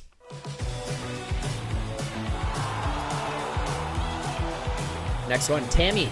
Thank you, Tammy, for the super chat. Important question. When are we getting Leafs Nation coffee mugs? Also asking for Rosie so he can stop using his wife's mugs. Tammy, I'm not sure, but if you head over to nationgear.ca, you can get your exclusive Bleed Blue merch today. And I'm not wearing the shirt right now.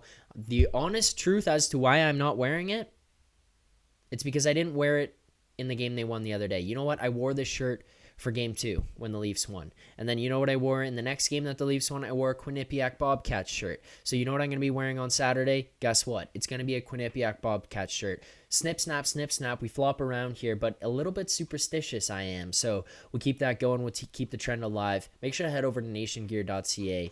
Check that out. Another super chat. Last one.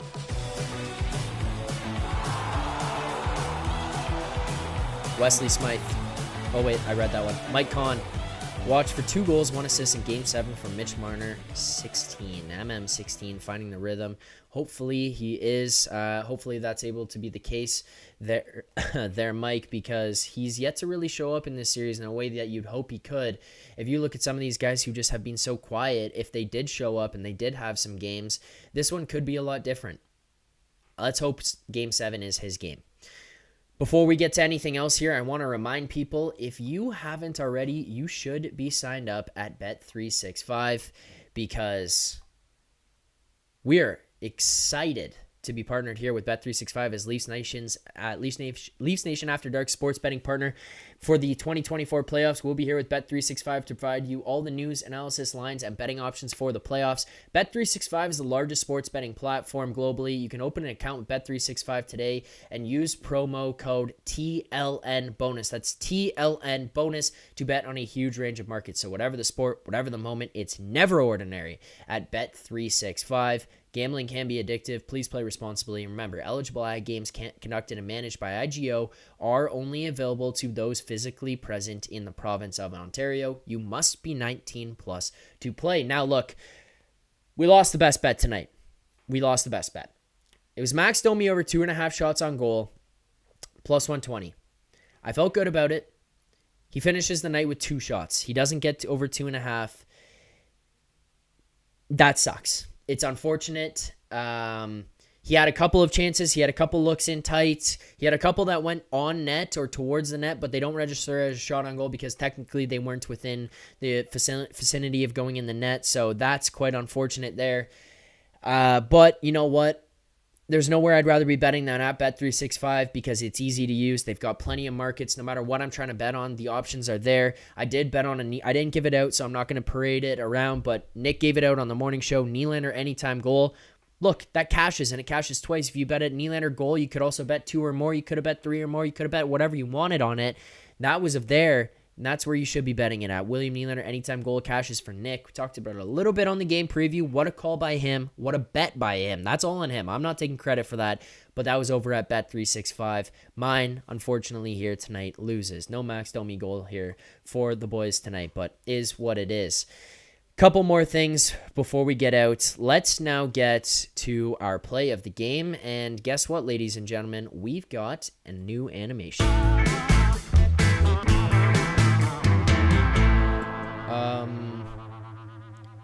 Okay, let's give this a shot. You're going to have to bear with me. I've got no idea how this is going to go. I'm going to try to play this clip. We'll see what happens. Nope, maybe this is just not going to play. But that's a hilarious meme, so I was okay with you guys seeing that if it came up. All right, anyways, let's get that off the screen. Anyways, play of the game for me is going to be the Matthew Nyes play out to Nylander in the middle of the ice. Nylander just makes a decent play along the boards. He kind of pinches up, doesn't allow it to get down, below him there. You see hugging against the wall, the defenseman tries to kind of make a panic play out to the middle, and then as he does so, you just watch Matthew Nyes start to creep over across the ice. The puck gets pitched out into the neutral zone. He comes across and grabs it, makes a nice play against the wall, and then sees Willie jetting through the middle. As he goes, he makes a nice pass to him, and Willie is off to the races, headed in on a B-way there, able to tuck past Jeremy Swayman and finish this game, guaranteeing it goes to 7. So that's going to be my play of the game. Honorable mention would just be Joseph Woll for the entire night. There's not much more for me to say about him in terms of specific plays. He was just kind of on one here tonight. He had himself an incredible game. So shout out to Joseph Woll for his play and how he stepped up here. I just like, this was an incredible hockey game from the Leafs. There were scary moments for sure, but you found a way to get it done in a tight hockey game when traditionally you don't. So shout out to the boys for finding a way here tonight. We got the super chats done. We got through the play of the game. Final thing for us here tonight before we finish this one off is grades of the game. I want to see yours in the chat, so make sure to fire them away there. I appreciate everyone who's tuned in. If you haven't already, headed over to nationgear.ca. I don't know what you're doing. You should have. You got your exclusive Bleed Blue merch. Blake Brim, still waiting for you to take your shirt off. Yeah, I don't know. Unless I get a go-ahead from the uppers, then I don't know if that's going to happen. I also do got 2 more smelling salts that I got to get to. So we'll do one here, and then we'll do one as we head out. But thank you guys very much for the super chat. Let's get the super chats and the likes and the subscription. Let's get to that. Oh, there you go. Shout out to the boys in the chat right now. I know they're buzzing around on King Street. Calling in. Oh God. My grade of the game. You know what? Who cares? A+. This is a solid defensive game. This is I can't really get an A+. You know what? The honest truth is I can't. I'm going to go with an A. There's one reason it's not an A+, and it's the power play. It failed you yet again here tonight. You score on one of those power plays on the chances that you get. This thing isn't as tight. This thing isn't as much of a nail biter, and you don't have to worry about it as much. You just can't have those opportunities where you go 0 for 3 on the peeper, like 6 minutes of power play time, and you don't score on any.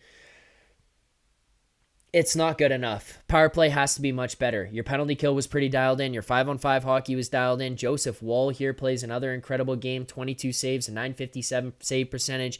You generated tons of opportunities. This was a wag. This is what a game from the boys. But I can't get to an A+. Team defense, A+.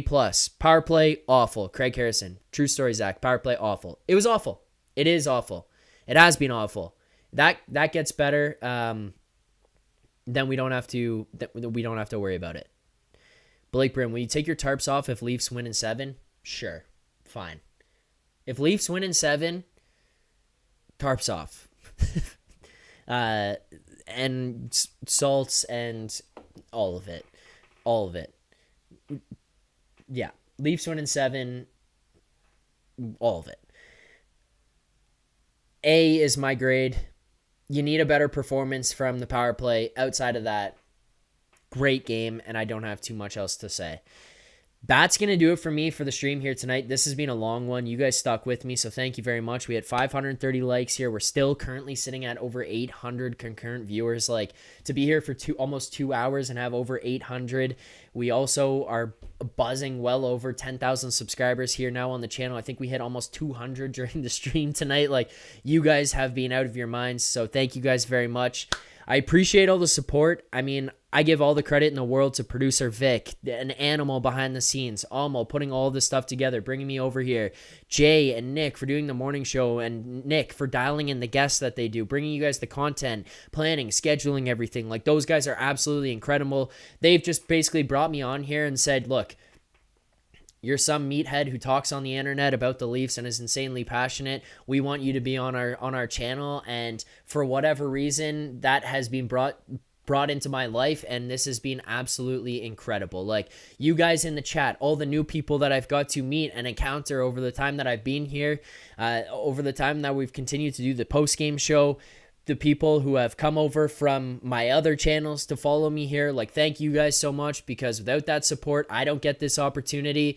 But shout out to everyone behind the scenes, not just at the Leafs Nation, but the Nation Network, for continuing to build up this channel, build up this platform, continue to grow the community, because at the end of the day, that's what this is. This is a Leafs fan channel. You know, we're sitting here throwing around F-bombs, talking about drinking wine and doing smelling salts and taking tarps off. That's what the channel is, guys. This is a Leafs fan channel, and without you guys and your participation, this just never happens. This just never happens. Thank you so much for watching. Thanks for tuning in, liking, subscribing. Hopefully you can continue. If you haven't already, do so before you leave, and as you leave. Thanks to everyone who watched. You can see Nick and Jay back here live tomorrow morning at 11 a.m. Eastern time. I'll be in the chat there.